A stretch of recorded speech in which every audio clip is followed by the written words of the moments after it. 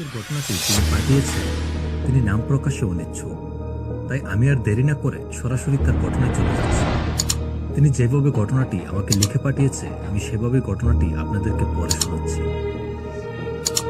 আজ থেকে প্রায় 6 বছর আগে আমার খালামণির সাথে ঘটে যায় এক অনাকাঙ্ক্ষিত ঘটনা। পড়ার সুবিধার্থে আমি ঘটনার অনেক পাঠ বাদ দিয়েছি এবং মূল পাঠগুলো শুধু লিখেছি। আমার মায়েরা 3 বোন। আমার মা বাদে একজন বড় বোন, একজন ছোট বোন রয়েছে। মানে আমার মা ছিল বোনদের মধ্যে দ্বিতীয়।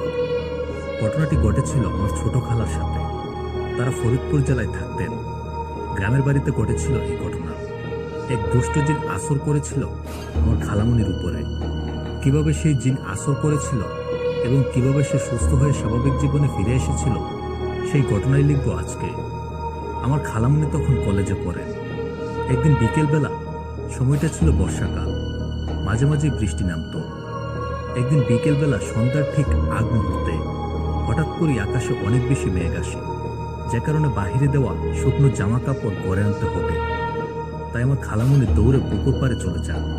পুকুর পাড়ের চারদিকে ছিল 4টি তাল গাছ এবং মাঝে কয়েকটি খেজুর গাছও ছিল।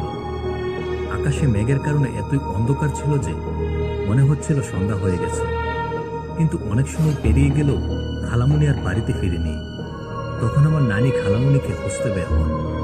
চারদিকে প্রচন্ড বাতাস ছিল, অন্ধকার আচ্ছন্ন ছিল। পাশের বাড়ির এক লোকের সাথে দেখা হলে তাকে নিয়ে খুঁজতে বের হন নানি। কিন্তু কোথাও খালামণিকে আর খুঁজে পাওয়া যায় না।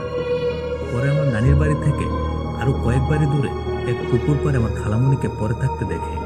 তাও নানিরা পাননি, পেয়েছিল পাশের বাড়ির এক লোক। সে পুকুরে হাত মুখ ধুতে গিয়েছিল। দেখেন পুকুর পাড়ে কেউ একজন পড়ে আছে।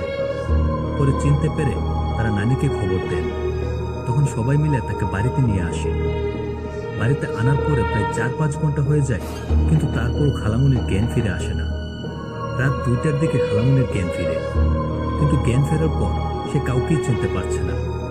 আমার নানু সহ বাড়ির আশেপাশের অন্যান্য যারা ছিল তাদের কাউকেই সে চিনতে পারছে না। সে কোনো কথাও বলছে না, শুধু বিছানার একপাশে গাঁটটি মেরে বসেছিল। আমার নানু কোনো কিছু জিজ্ঞেস করলে সে কিছুই বলে না।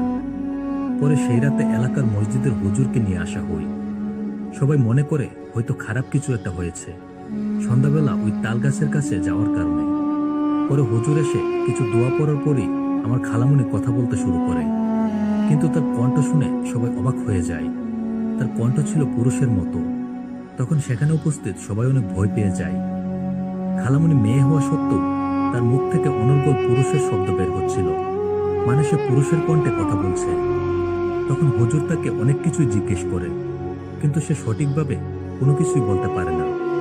পরে হুজুর অনেক দোয়া পরে জারফুক করার পরও কিছুতেই খালামণি আর সুস্থ হয় না সেই রাতে। পরে হুজুর আমার নানিকে জানান তার উপর এক খারাপ জিন আসর করেছে। এই জিনকে তাড়ানো অনেক কষ্টকর হতে পারে। তাই তিনি বললেন যেভাবেই হোক আজ রাতের মধ্যেই এই জিনকে তাড়াতে হবে, না হলে যে কোনো সময় বড় ধরনের ক্ষতি হতে পারে। পরে নানিকে হুজুর বললেন 4 থেকে 5 জন বয়স্ক লোক দরকার হবে, যারা বাড়ির চারপাশে দাঁড়িয়ে একসাথে আজান দিবে। সাধারণত এরকম আজান অন্য কোনো সময় দেওয়া হয়, কিন্তু এবার হুজুর এভাবেই আজান দিতে বললেন। পরে অনেক কষ্ট করে সেই রাতে অনেকের ঘুম ভাঙিয়ে নিয়ে আসা হলো হুজুরের কথা মতো। হুজুর ঘরের মধ্যে বসে দোয়া করতে শুরু করেন এবং নির্দিষ্ট একটা সময়ে সবাইকে আজান দিতে বললেন। আজান দিয়ে দোয়া পড়তে পড়তে সবাইকে সেই তাল গাছের কাছে যেতে বললেন। আজান শেষ হওয়ার সাথে সাথেই তারা সবাই সেই তাল গাছের কাছে গেলেন এবং এদিকে ঘরের মধ্যে আমার খালামণির অবস্থা খুবই খারাপ।